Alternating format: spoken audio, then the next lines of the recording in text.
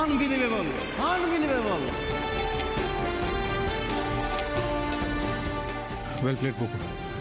আমার মনে হচ্ছে পরের ডেলিভারিটা কিন্তু স্লোয়ার দেবে, দেখে খেলো।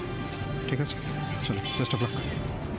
ওভারে দ্বিতীয় বল করতে আসছে উপল দৌড়াচ্ছে, ওদিকে ব্যাটে দাঁড়িয়ে আছে বকুল রায়। উপল বল ছুঁড়েছে, বকুল রায় দাঁড়িয়ে দাঁড়িয়ে বেড়েছে এবং সিক্সার। আবারও একটা সিক্সার মেরে দিয়েছে বকুল। এই না হলে আমাদের বকুল। Thank you. 12 রান হয়ে গেছে, আর 4 বলে লাগবে 12। 6 মারার চেষ্টা করো না, ক্যাচ উঠতে পারে। গ্রাউন্ড শট খেলো, ঠিক আছে? চলো। বকুল রায় কিন্তু শেষ ওভারের প্রথম দুটো বলেই পরপর দুটো 6 মেরে 12 রান করে দিয়েছে। আর দরকার জিততে গেলে শেষ 4 বলে 12 রান। Umpire, keep change.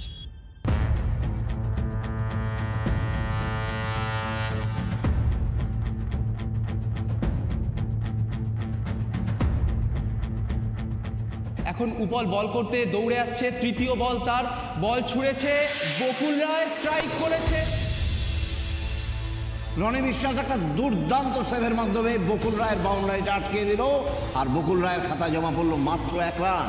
বেশ হয়েছে, বেশি উঠলে এই হয়। তুই তো বাড়িতেই থাকতে পারতিস, ডাব্বুকে আমরাই সেফলি বাড়িতে নিয়ে যেতাম। ঠিক বলেছ এসব। রোশনি, তুমি তো খেলাটা এনজয় করছো না, আর বকুলকে সাপোর্টও করছো না। তাহলে বেকার বেকার কষ্ট করে শুধু শুধু খোটা দেওয়ার জন্য না এলেই পারতে। কি হচ্ছে নাকি? থামবি একটু। না না, থামবে কেন? ওরা বলুক। আর এসা তো আবার নতুন করে ওর ছোট বউতির তাবেদারি করতে শুরু করেছে, সেটা দেখেও আমার মজা লাগছে। এখন স্ট্রাইকে রয়েছে এই ম্যাচের সর্বোচ্চ একক রান গেটার ঋষি রায়।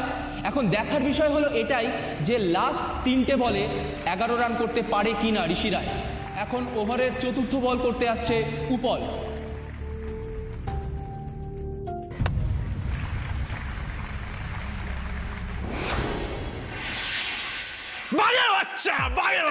দেখলে কিভাবে রান আউট হওয়া থেকে বাঁচলো ঋষি? সাব্বাস। এমন নাটক করছো মনে হচ্ছে ঋষি তোমার ভাই। মাঠে নেমে যারা এরকম ইনিংস খেলে প্রত্যেকেই আমার ভাই। তুমি স্ট্রাইক চেঞ্জ করলে কেন? টায়ার্ড হয়ে গেছি বড্ড, বড় শট নিতে অসুবিধা হচ্ছে। তাছাড়া তোমার টাইমিং তো ভালো হচ্ছে। লাস্ট দুটো বল তুমি খেলো, ঠিক আছে? সব ভুলে যাও, তুমি তোমার খেলা খেলো। এখন সব কিছু কিন্তু তোমার হাতে, ঠিক আছে? চলো।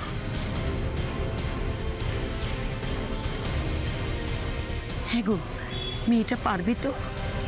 না পারলে ঈশ্বরকে এই পরাজয়ের জবাব দিতে হবে মানিনি। তাকে প্রশ্ন করব, কোন দোষে সব হারালাম আমরা। পঞ্চম বল করতে আসছে বোলার উপল, এবং দেখি এই বলটায় কি করতে পারে বকুল রায়। সোজা বাউন্ডারি, আর 1 বলে চাই 5 রান।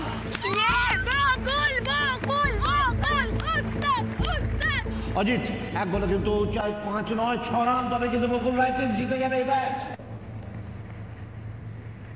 এই মেয়ে তো দেখছি একেবারেই সিধে মেয়ে নয়, তবে আমার ছেলেও কম যায় না।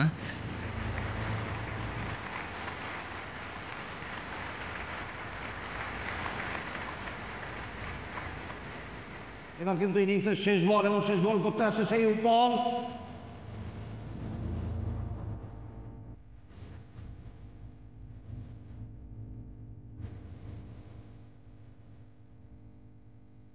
ম্যাচ জেতার জন্য বয়স লাগে না, ম্যাচ জিততে হলে লাগে মনের জোর, যেটা তোমাদের আছে।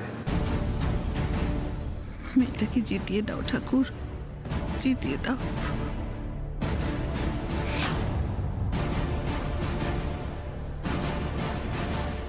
উপল দৌড়াচ্ছে, বকুলও রেডে।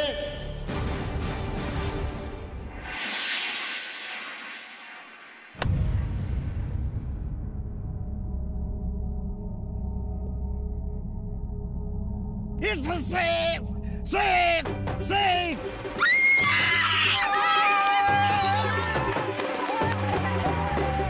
বাপি বাড়ি যা।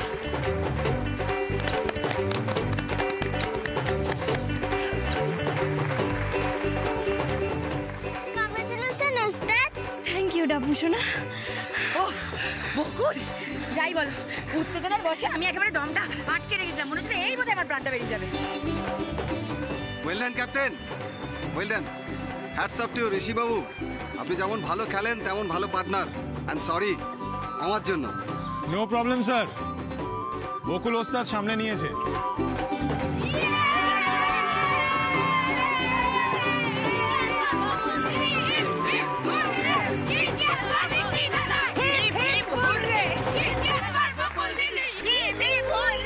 তুমি তোমার কথা রেখেছো মা, আমাদের আশ্রয়হীন হওয়া থেকে বাঁচিয়েছো। ভগবান তোমার মঙ্গল করুন। Congratulations, well played.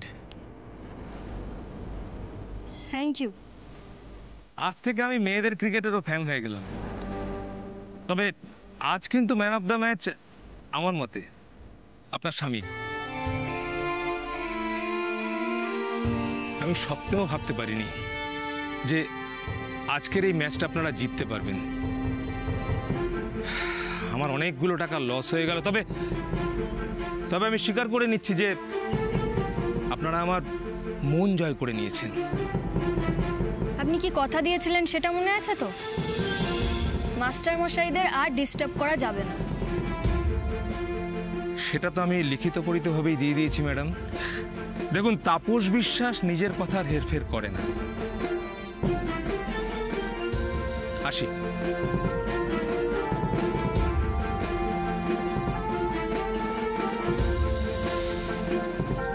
কি বকুল, দাদা তাহলে আমাদের বাঁচিয়ে দিলেন।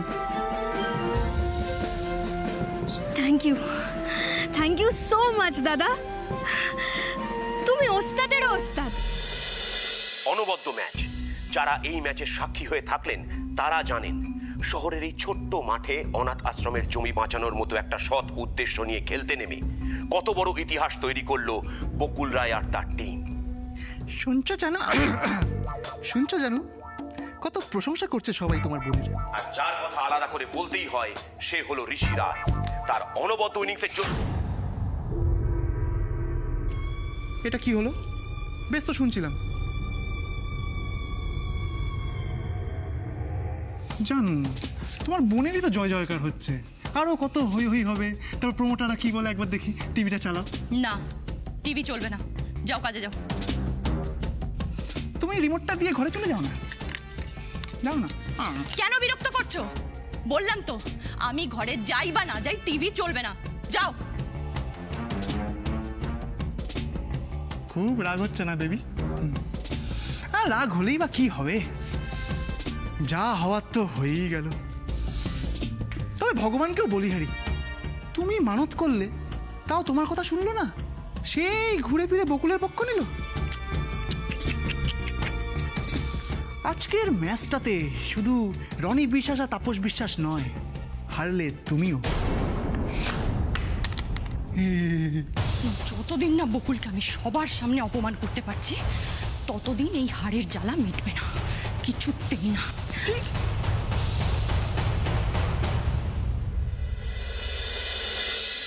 একদম ঠিক বলেছিস দীপ। এতদিন ধরে খেলাধুলা থেকে ডিট্যাচড, কিন্তু যেই মাঠে নামলাম আর হাতে ব্যাটটা পেলাম না, অদ্ভুত একটা এনার্জি ফিল করতে পারলাম। ও হ্যাঁ, আরে বকুলের মুখটা যদি তুই দেখতিস, আর হবে নাই বা কেন, সামনে সৌরভ গাঙ্গুলি দাঁড়িয়ে আছে। হ্যাঁ, কি বলছিস? আমার মুখ কেমন হয়েছিল সেটা তোর বৌদি ভালো বলতে পারবে। তোকে খুব মিস করেছি রে। ইয়ার কি মারবো কেন, সত্যি বলছি, আই সোয়ার। তর্স হয়েছে না? দাঁড়া দিচ্ছি। এসা, এই নে, পতিদেব কথা বলবেন, খুব মিস করছে। হ্যালো, হ্যাঁ বলো। ওরা যা ভালো খেলেছে না, তুমি ভাবতে পারবে না। সত্যি আজকে যা খেলা দেখেছি না, আমি জীবনে আজকে দিনটা ভুলতে পারবো না। এই খেলা দেখে এত আনন্দ আমি কোনো দিন পাইনি। কি খেলেছিস তোরা, হ্যাঁ? নিন্দুকের মুখ একেবারে বন্ধ করে দিয়েছিস, আর কতগুলো মুখে হাসি ফুটিয়েছিস বল। মা, সবই তোমাদের আশীর্বাদ আর সাপোর্টের জন্য। তোমরা সব সময় এভাবে আমাদের পাশে না থাকলে, আমাদেরকে এভাবে সাপোর্ট না করলে, আমরা কোনোদিনও এই ম্যাচ জিততে পারতাম কি গো? পারতাম আমরা কখনো জিততে? না, একদমই না। শুনুন, লিগ্যাল সাইডটা কিন্তু আপনাকেই দেখতে হবে। আমি আর কোনো কথা শুনতে চাই না। আপনার ফিস কত? ডান। সমর রায়ের কাছে টাকাটা কোনো ফ্যাক্টর নয়, বুঝেছেন? কিন্তু কাজে কোনো খামতি থাকলে কিন্তু চলবে না। লিগ্যাল সাইডটা এমন ভাবে আপনি তৈরি করবেন যাতে রজতাভ রক্ষিত কোনো শেয়ার ক্লেম না করতে পারে। একদম নয়, ওটা আমার নামে হবে, SR এন্টারপ্রাইজ। হ্যাঁ, আর বলবেন না এক গাদা টেন্ডার জমা পড়ে রয়েছে জানেন। ইমিডিয়েট আমাকে কাজ শুরু করতে হবে। আফটার অল মার্কেটে তো আমার একটা রেপুটেশন আছে, তাই না বলুন? সেটা তো নষ্ট করলে চলবে না। Okay okay okay, thank you very much, by.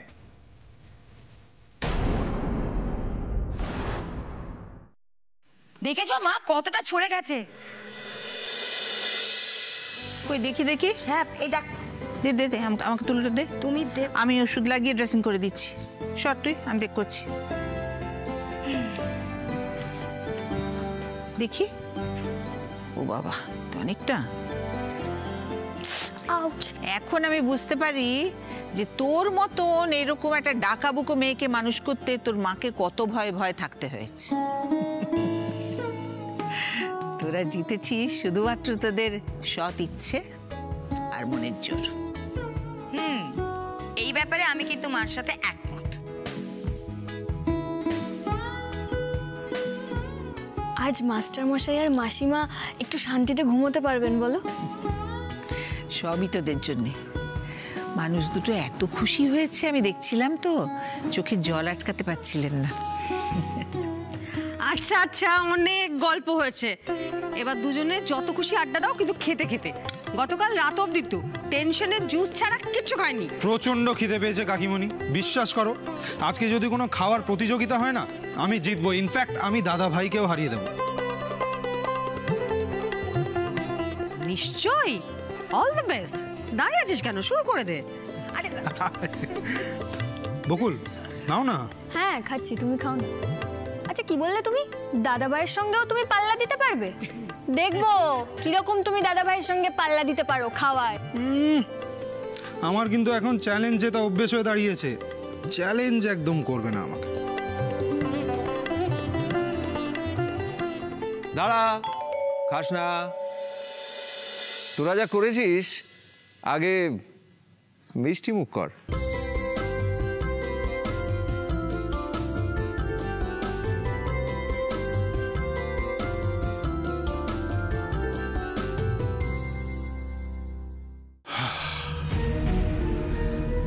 মনে হয় যেন নিজের বাড়িতে নয়, একটা শত্রুপুরীতে বাস করছি। একদিকে ঋষি বকুল আর একদিকে আমার অর্ধাঙ্গিনী রাগিনী। সব সত্যবাদী যুধিষ্ঠিরের বংশধর। এরাই খেলাধুলো, সমাজ সেবা, নতুন চাকরি দিয়ে যতক্ষণ ব্যস্ত থাকে ততই আমার পক্ষে মঙ্গল। কারণ এর মধ্যেই SR এন্টারপ্রাইজের কাজটা আমাকে গুছিয়ে ফেলতেই হবে। কারণ ওরা যেভাবে এগোচ্ছে, একবার যদি SR এন্টারপ্রাইজের খবরটা পেয়ে যায় তো ব্যাস, সমর রায় তুমি শেষ।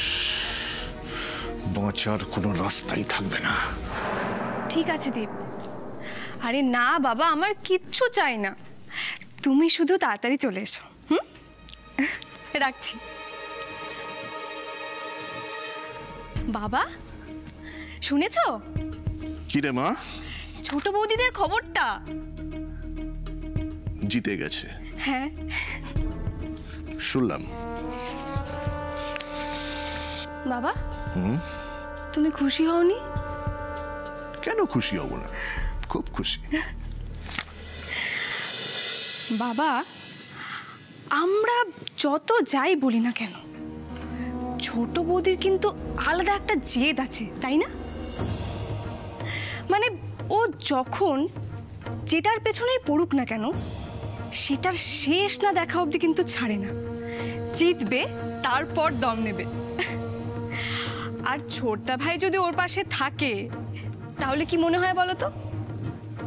ওরা সব অসম্ভবকে সম্ভব করে দেবে।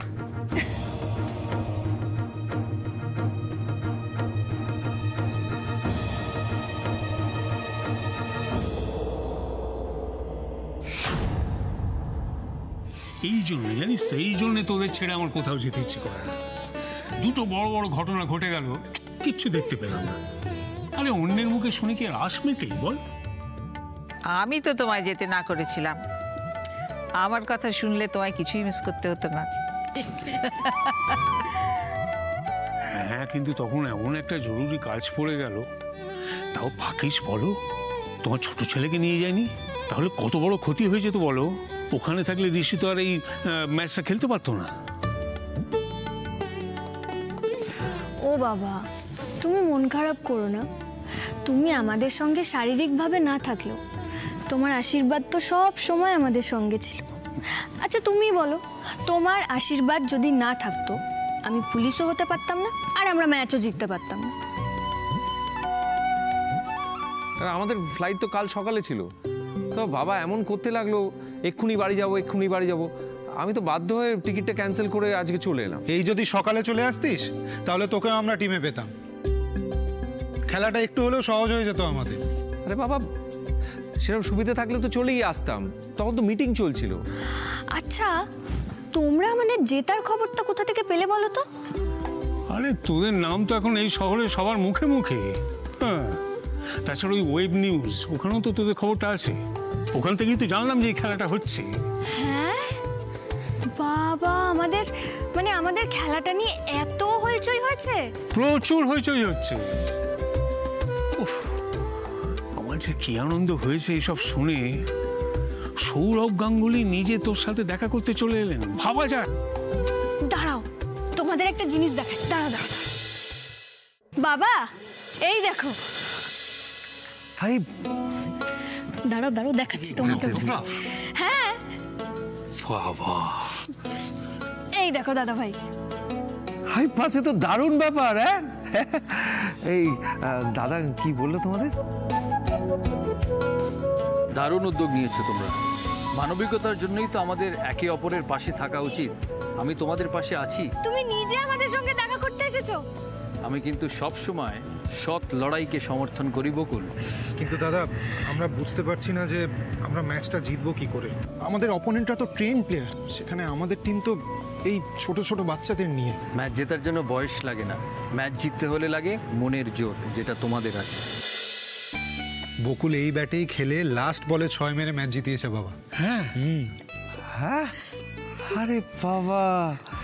আচ্ছা, তার মানে তো দাদার সঙ্গে তোমার ভালো পরিচয় হয়ে গেছে। হ্যাঁ, যেচে এসে তোমার সঙ্গে কথা বলছে যে আমার একটা উপকার করে দেবে।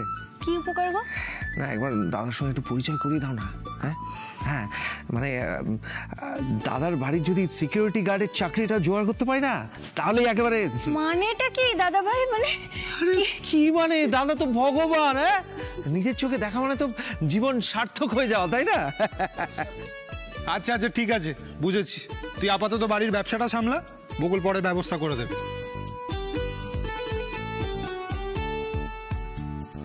বুঝলি বকুল, আমার বেশ কিছু পরিচিত মানুষ দেশভাগের পরে এদেশে চলে এসেছিলেন।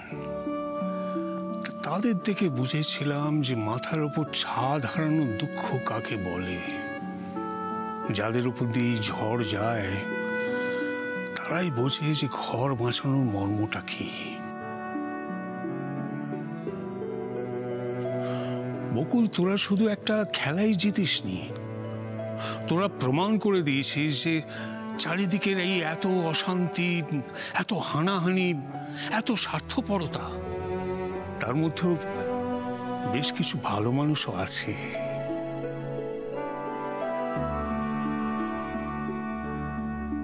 আজ বাদে কাল স্বাধীনতা দিবস। তোরা স্বাধীন দেশে স্বাধীন নাগরিক হয়ে দেশ মাতার প্রতি যে শ্রদ্ধা জানিয়েছিস, তার জন্য সত্যি তোদের বাবা হিসেবে আমার গর্বে বুকটা ফুলে উঠছে।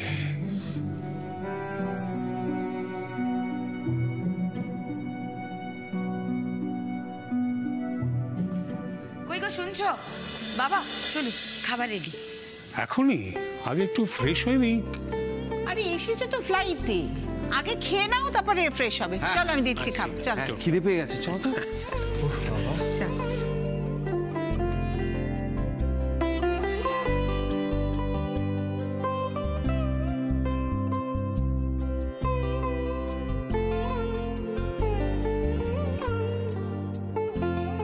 আমি জানি তুই কখনো কাউকে নিরাশ করিসনি, আশা করি আমাকেও করবি না। অবশ্য গুরুত্বপূর্ণ দিন,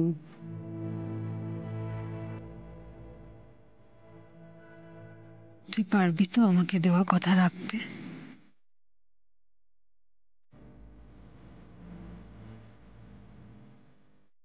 তোর বাবার খুনিকে সকলের সামনে নিয়ে আসতে পারবি তো?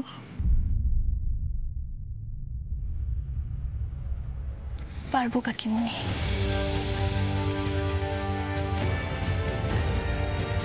আমাকে যে পারতেই হবে।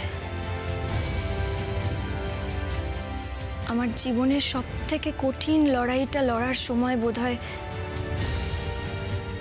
এবার চলে এসেছে।